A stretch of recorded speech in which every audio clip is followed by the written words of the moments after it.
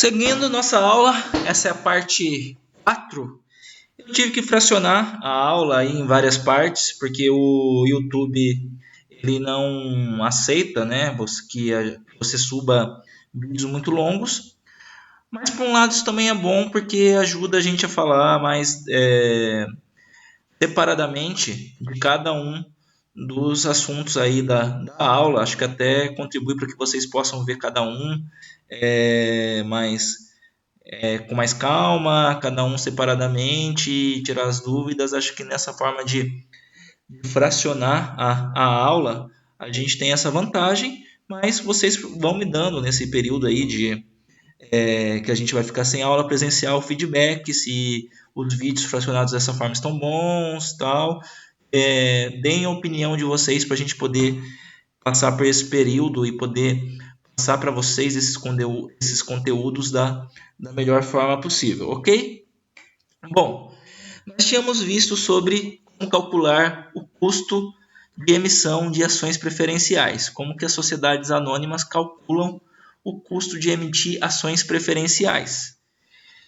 Na decisão entre emitir ações preferenciais e ações ordinárias, a empresa ela tem que levar em conta o custo de capital, né, o custo de cada um desses tipos de emissão de ações. Então vamos calcular agora, aprender a calcular o custo das ações ordinárias. E assim como no caso das ações preferenciais, é um custo calculado também por uma fórmula essa que é quase igual ao cálculo do custo das ações preferenciais. Olha aqui, AP igual a TP, dividendo por ação, dividido por NP, que é o valor líquido da ação. Aqui no caso das ações ordinárias, nós só acrescentamos um item à fórmula, representado aí pela letra G. Esse G é a taxa esperada de crescimento dos dividendos. Como eu falei para vocês, gente, a ação ordinária, falei para vocês nas outras partes da aula, as ações ordinárias, elas dão direito a voto, mas não dão preferência na hora de receber dividendos.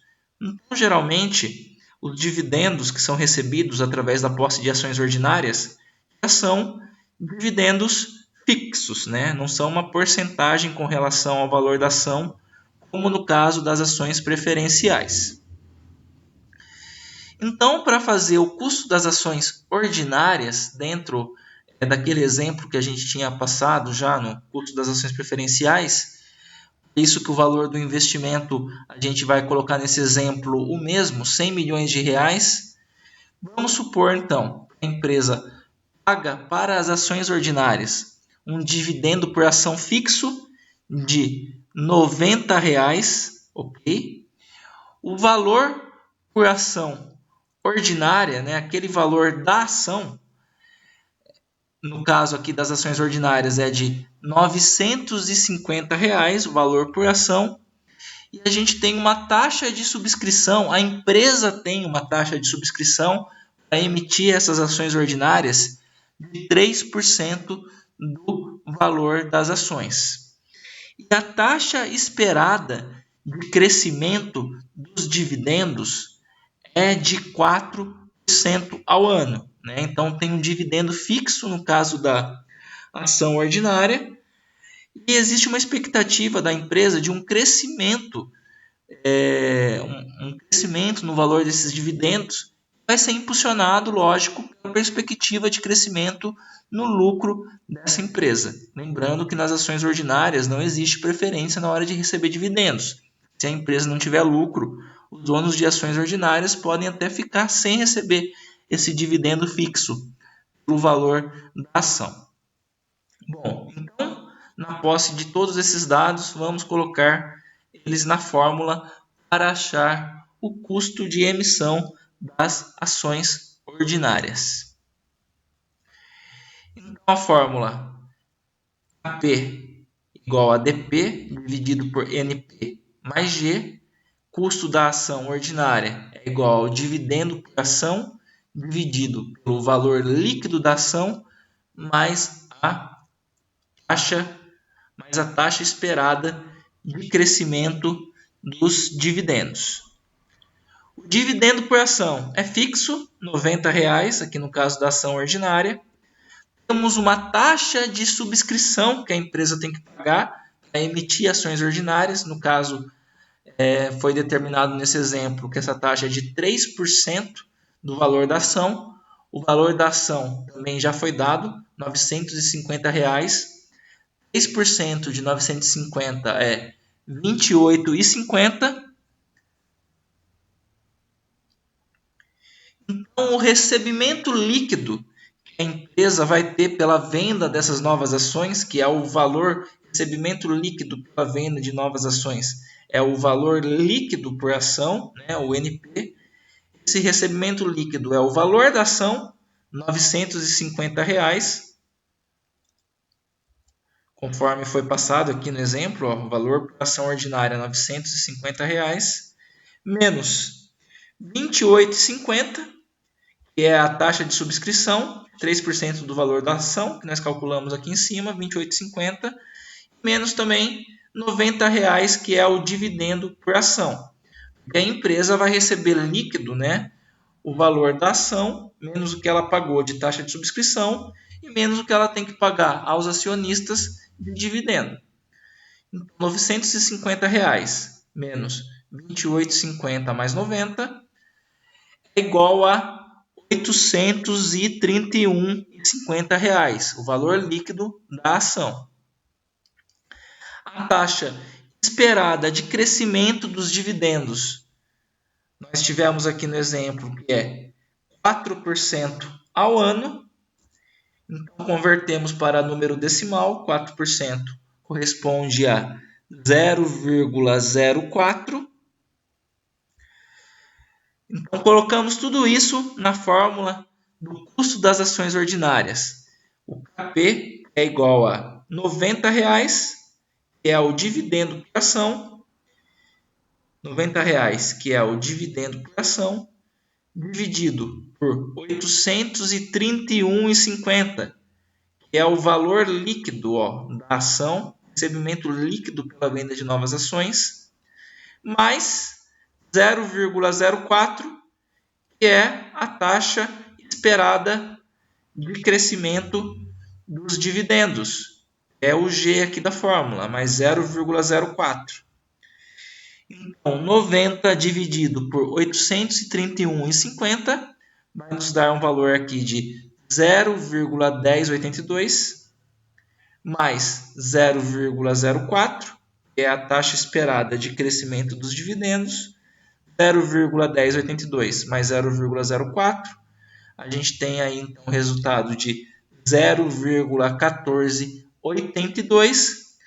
Custo de capital, tanto de debêntures como de ações preferenciais, como de ações ordinárias, é sempre dado em termos percentuais. Então, nós temos que multiplicar esse resultado 0,1482 por 100, o que nos dá um custo das ações ordinárias, um custo de emissão das ações ordinárias, nesse exemplo aqui, de 14,82%.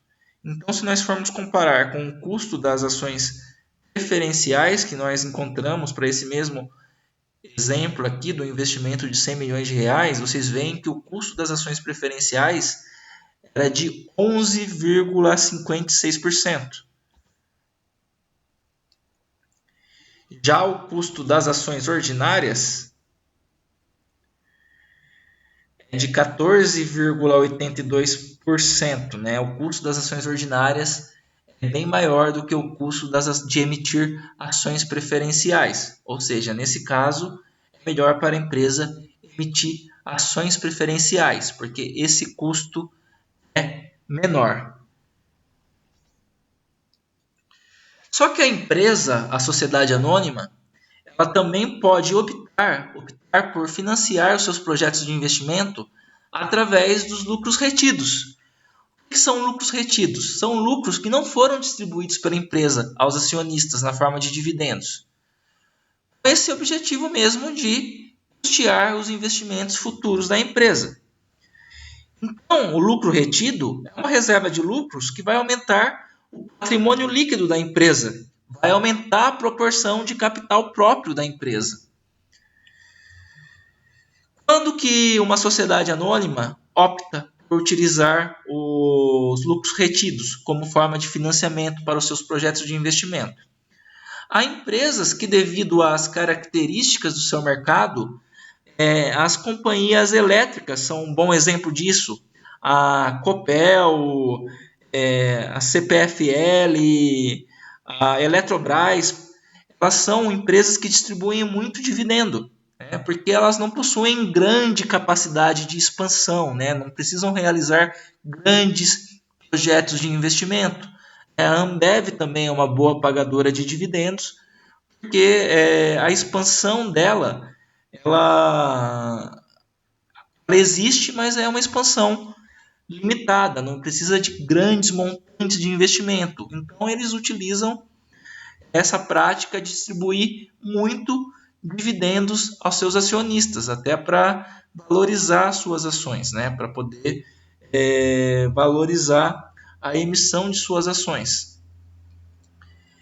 Já empresas que têm que investir mais, às vezes elas optam por utilizar os lucros retidos como fonte de financiamento, não distribuir tanto dividendo e reter mais lucro.